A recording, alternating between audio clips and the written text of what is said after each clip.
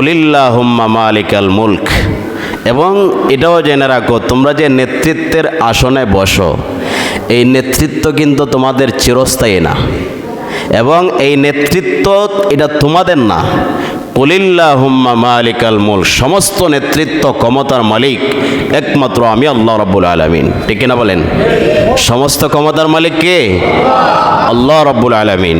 কুলিল্লাহুম্মা মালিকাল মুলক, বলে দিন যে সমস্ত ক্ষমতার মালিক একমাত্র আল্লাহ, একমাত্র আল্লাহ। এরপরে আল্লাহ বলছেন তুতিল মুলকা মান তাশা, আমি আল্লাহ যাকে ইচ্ছা ক্ষমতা দেই, যাকে ইচ্ছা দুনিয়ার কোনো ভূখণ্ডের সাময়িক ক্ষমতা দান করি। কিসের জন্যে? পরীক্ষার জন্যে। কিসের জন্যে? পরীক্ষার জন্য। এরপরে আল্লাহ বলেন ওয়াতানজিউল মুলকা মিম্মান তাশা, আমি আল্লাহ রাব্বুল আলামিন কাউকে যদি আমি ইচ্ছা করি ক্ষমতা ছিনিয়েও নেই। আমি আল্লাহ ক্ষমতা দেই, সমস্ত ক্ষমতার মালিক আমি। পৃথিবীর জমিনে কাউকে কোনো ভূখণ্ডের ক্ষমতা আমি দেই, আবার কারো মাধ্যমে ক্ষমতা দিয়ে আবার ছিনিয়ে নেই। ওয়া তুইজ্জু মান তাশা ওয়া তুযিল্লু মান তাশা, আমি কাউকে সম্মানিত করি, কাউকে ওয়া তুযিল্লু মান তাশা, কাউকে অপদস্থ করি, অপমানিত করি। দেশের সব কিছু ছেড়ে দিয়ে প্লেনে করে পালিয়ে যেতে হয়। ঠিক কিনা বলেন? এটা হচ্ছে অপমান না এটা সম্মান? অপমান। বুশ গোটা বিশ্বের যারা নিয়ন্ত্রণ করে, এত ক্ষমতার পরেও সে জুতা খেতে হচ্ছে। এটা কি সম্মান না অপমান? তো আল্লাহ বলছেন কুলিল্লাহুম্মা মালিকাল মুলক, বলে দিন সমস্ত ক্ষমতার চাবিকাঠি একমাত্র আমার হাতে। আমি যাকে ইচ্ছা দুনিয়ার কোনো ভূখণ্ডের রাজত্ব কিছুদিনের জন্যে আমি দেই পরীক্ষার জন্যে। ওয়াতানজিউল মুলকা মিম্মান তাশা, আবার যার থেকে চাই ক্ষমতা ছিনিয়ে নেই। ওয়া তুইজ্জু মান তাশা, আমি যাকে ইচ্ছা সম্মান দিই। ওয়া তুযিল্লু মান তাশা, এবং যাকে ইচ্ছা আমি ক্ষমতা দিয়েও লাঞ্ছিত করি। বর্তমানে পৃথিবীর বেশিরভাগ রাষ্ট্রের যারা ক্ষমতাসীন তারা লাঞ্ছিত অপমানিত হয়। ঠিক কিনা বলেন? তো নবীজি মুহাম্মদ সাল্লাম বলছেন রাষ্ট্রীয় যে ক্ষমতা এটি ভোগের বিষয় নয়। কের বিষয় নয়? ভোগের বিষয় নয়। এটি হচ্ছে একটি আমানত। এই দায়িত্ব এটি আমানত, এটা পরীক্ষা, বিশাল পরীক্ষা। নবীজির সাহাবী হযরতে আবু যর, তিনি নবীজির কাছে এসে বলেন ইয়া রাসূলুল্লাহ আলা তাস্তামিলুনি, আল্লাহ রাসূল আমাকে কি কোনো দায়িত্ব আপনি দিবেন না? কি দিবেন না? দায়িত্ব বলতে ওই যে বর্তমানে মেম্বার সাহেব মেম্বারির দ্বারায়, এমপি সাহেব এমপিতে দাঁড়ায়, ছেয়ে নেওয়া হচ্ছে দায়িত্ব, ছেয়ে নেওয়া হচ্ছে যে একটা ভোট দিয়ে আমাকে জাতির সেবা করার সুযোগ দিন। তো সাহাবী আবু যর গিফারি তিনি নবীজির কাছে গিয়া বলেন ইয়া রাসূলুল্লাহ আপনি কি আমাকে কোনো রাষ্ট্রীয় দায়িত্ব দিবেন না? চাইতেছেন। নবীজি মুহাম্মদ সাল্লাম ফাদরাবা বিয়াদিহি আলা মানকাবি, আবু যর বলেন এই কথা বলার সাথে সাথে নবীজি আমার গাড়ে তাফা দিলেন।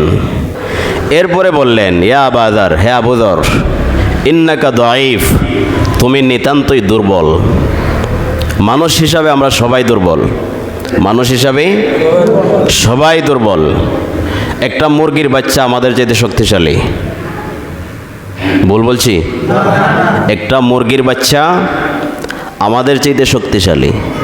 একটা মুরগির বাচ্চা জন্ম নেয় 25 দিনে, দেশি মুরগ। কত দিনে? আর আমরা মায়ের পেটে থাকি কত দিন?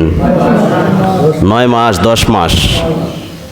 এরপরে মুরগির বাচ্চা ভূমিষ্ঠ হওয়ার সাথে সাথে সে দৌড়ে খাবার খায়, কিন্তু মানুষ জন্ম নেওয়ার পরে কি অবস্থা? একটা হাঁসের বাচ্চা ডিম থেকে বের হওয়ার পরে আপনি পানিতে ছেড়ে দেন, সাঁতার কাটে। ঠিক কিনা বলেন? হ্যাঁ। আর আমাদের অবস্থা কি? অনেক আছে এখানে এখনো সাঁতার শিখে নাই, পারে না। তো আল্লাহ রাব্বুল আলামিন বলছেন খুলিকাল ইনসানু দাঈফা, আমি আল্লাহ মানুষকে নিতান্তই দুর্বল করে সৃষ্টি করছি। মানুষ কি খুবই দুর্বল, খুবই দুর্বল। তো আবু যর গিফারিকে নবীজি বলেন ইন্নাকা দাঈফুন, তুমি নিতান্তই দুর্বল। ওয়া ইন্নাহা আমানাহ, আর তুমি যে দায়িত্ব চাচ্ছ রাষ্ট্রীয় দায়িত্ব, এটা বিশাল আমানতের বোঝা, বিশাল আমানতের বোঝা। ওয়া ইন্নাহা ইয়াউমাল কিয়ামাতি খিজয়ুন ওয়া নাদামাহ, এবং এই দায়িত্ব মেম্বারি চেয়ারম্যানি রাষ্ট্রীয় ক্ষমতা, এটা কিয়ামতের দিন আফসোসের কারণ হবে। কি হবে? জোরে বলেন, কি হবে? আফসোসের কারণ হবে।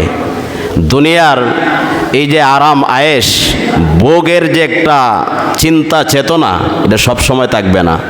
যে ভোগ করতেছেন হালাল হারাম, এর জবাব দিতে দিতে কি হবে? আল্লাহর রাসূল বলেন ইন্নাহা ইয়াউমাল কিয়ামাতি খিজয়ুন, এটা লাঞ্ছনার কারণ হবে। ওয়া নাদামা, এবং আফসোসের কারণ হবে রাষ্ট্রীয় ক্ষমতা। এটা শুধু প্রধানমন্ত্রী না, মেম্বারি থেকে শুরু করে যত দায়িত্ব আছে রাষ্ট্রীয়, আল্লাহর রাসূল বলেন এটা হচ্ছে কিয়ামতের দিন বেশিরভাগ ক্ষেত্রে আফসোসের কারণ হবে, লাঞ্ছনার কারণ হবে। কিসের কারণ হবে? আফসোস, লাঞ্ছনার কারণ। কেন? যে কেন আমি জনগণের সম্পদ অন্যায়ভাবে ভোগ করলাম, কেন আমি রটের বদলে বাঁশ দিলাম, কেন আমি এভাবে মানুষের উপর অন্যায় জুলুম করলাম। এই কারণে যখন জাহান্নাম সামনে দেখা হবে, ফেরেশতারা যখন তাকে অপমানিতভাবে শিকল দিয়ে বেঁধে জাহান্নামের দিকে নিয়ে যাবে, এটা লাঞ্ছনা না সম্মান? লাঞ্ছনা। এবং সে তার পিছনে যে ভোগ করেছিল কয়েক বছর দুনিয়ার রাষ্ট্রীয় ক্ষমতার যে আয়েশি জীবন, এটা তার জন্য আফসোসের কারণ হবে। কি হবে? আফসোসের কারণ।